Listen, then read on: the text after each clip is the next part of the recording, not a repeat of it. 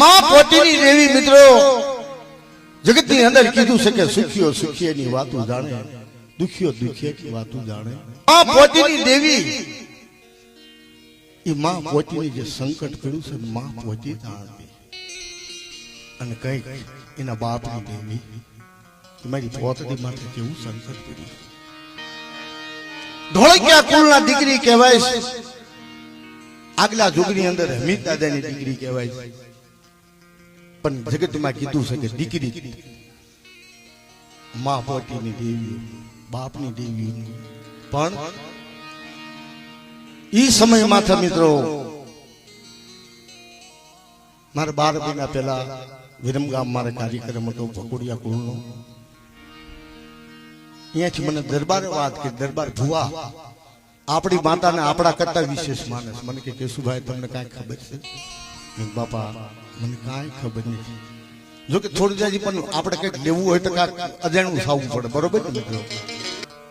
તમારી માં પોતી તમે કહો છો, પણ તમારા મોહાળિયા કોણ કે તમને ખબર છે?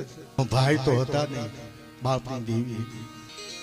એ તમે વાણિયાના ભાણે જ છો કે વાણિયાના ભાણે જ છો. બાપ વાણિયાના ભાઈ નતો, વાણિયાનો ભાઈ કર્યો. અને ભાઈનું એવું ભલું કર્યું. વિરમગામની જગતમાં રાજા વિરમનું રાજ, એ રાજા વિરમનું રાજ એના માથેથી વિરમગામ નામ પડ્યું. અને એ જયારે માનો ઓટલો છે કે નાઈ માતાજીનો પૂજા પોસે અને પછી વાણિયાની માને પોતાને ઘરે લઈ જાય છે. અહીંયા વિવેક પડ્યો, અલગ ઓટલો આપ્યો. બેન તમે દીવાબત્તી તમારી માતાજીને કરજો. પછી ધંધામાં જયારે બરકત થઈ છે, ધંધામાં લાભ થયો હોય છે, જ્યાં હાનનો સમય થાય, અમુક સમય થાય, ખામ ખામ ખામ ખામ ખામ ખામ ઓરડામાં ઘૂઘરા વાગે ને અહીંયાથી ઘૂઘરિયાળી મેલડી નામ થયું. અહીંયાથી ઘૂઘરિયાળી મેલડી નામ.